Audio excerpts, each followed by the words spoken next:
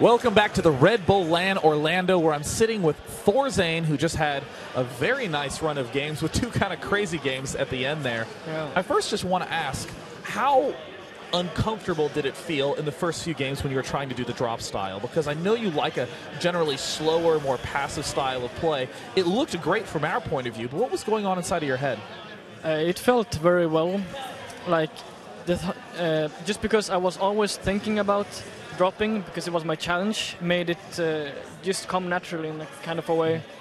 Even though I don't drop a lot, it felt like I kind of knew when to drop and when to not drop. And But then when I played against, like, when they got infestors in their army, I got a little bit confused. So. At what game?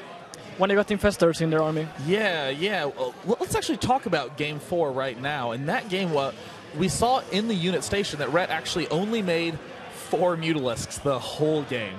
Yeah. So it looked like you were getting ready and preparing to deal with any sort of huge Mutalisk attack, but it never really came. Obviously, the Zergling and Baneling counterattacks were happening a lot, and we saw a lot less dropping go on in that match. Tell us a little bit about that. Well, yeah, it was a very back-and-forth game, so I just wanted to prioritize making units instead of medevacs because, yeah, it was always on the edge. So I wasn't sure if I could afford making medevacs and sending like half of my army away because the armies were always so small. Yeah, I mean, what would you say was probably the most uncomfortable position for you in that entire game?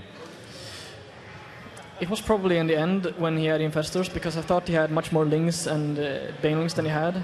And when I saw that he was Hive and had a greater spire, which, yeah, he couldn't make any broodlords, thank God. Because, like, I was low on eco, and it's very hard to counter them when you're low on eco. Yeah, Even if he only makes like 3 of them, he had like 7-8 infestors, and they can defend the broodlords quite well. Now, I actually want to pull back a little bit to the first 2 games that you played against Morrow, where he pretty much was doing only layer tech. He actually never even built an infestation pit, just Ling, Baneling, Muta straight up. Did you ever feel like if Morrow was permitted to go for that Hive tech that you would have any struggles? Or were you feeling like it was kind of back and forth and then got easier and easier once 3-3 finished? I think just because of my drop, Hive wasn't that big of an option for him, because he was like never more than 3, maybe 4 base. So I think my drops kind of prevented him from getting Hive in a way, if he would have been allowed to get Hive. And then when my 3-3 upgrades kicked in, it's like, that's when I win.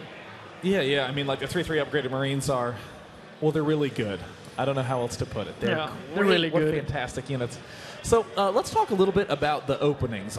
We only saw 2 openings from you, the Command Center Hellion and then the very fast drop play. Do you feel as though one of them was a little bit more comfortable for you than the other? I mean, I've seen you use both of them quite a lot in tournaments. Well, I wanted to practice the drop style, and obviously the fast medevacs are going to help me do that much more. Yeah. So I feel like normally I would probably have thrown in some mech games as well, but that isn't possible when I'm practicing drops. So I didn't have that many build orders to choose from, and like the third I forgot. So that's why I did only these 2. So, well, actually, let's step to the first 2 games. Talk a little bit about discomfort with the drops. There were a lot of drops that worked well against Morrow, and some of them that didn't work very well and put you in somewhat awkward positions. When did you feel uncomfortable, or even have that feeling of, I shouldn't have dropped there, that was a big waste? Well, when I don't know where the Mutalisks are, but I still feel like I have to do something, that's when, like, I can't just randomly send out a drop, because there's a big chance that he will get it.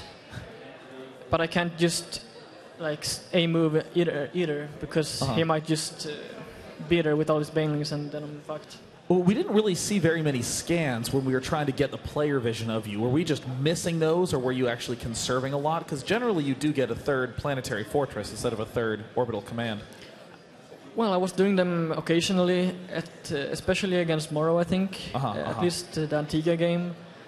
And because I want, like, when I was pushing, for example, the place that connects all his 3 bases on Antigua. Yeah. I wanted to see if he had many banelings or not, and I scouted and I saw that, like, I scanned and he was morphing his banelings, which meant that I could just take a good position with tanks. Yeah, sprint and go. Now, the 3rd and 4th games were those very weird base trades. Were you caught off guard, especially against Chef, when you were looking to be in a very comfortable positions? The drops have been pretty effective. And then suddenly a huge Mutiling army rolls into your base, and you barely win with under 60 food. Yeah, I didn't expect it to be that close because I felt that I had a very good start. Like I killed his fourth and I killed a lot of Zerglings, and he killed some SCVs, but I think I was still ahead because he sacrificed like 30-40 Zerglings. And I just was overconfident, I guess. Like I thought that my tanks and Marines would be able to defend it, but he had more than I expected him to. Well, I have one last question. It's kind of a combo question. How comfortable are you with this new style? Would you prefer to go back to your old style, do a mix, and or do you think that you'll be using it in a lot more tournaments in the future? I think I will try to, in practice, I will try to have it on my mind. Like, normally I don't even think, like, should I drop, should I not drop? I just go play normally. But I think I will be thinking about it more in the future. Awesome. Well, guys, thank you so much for tuning in to ThorZaIN's challenge.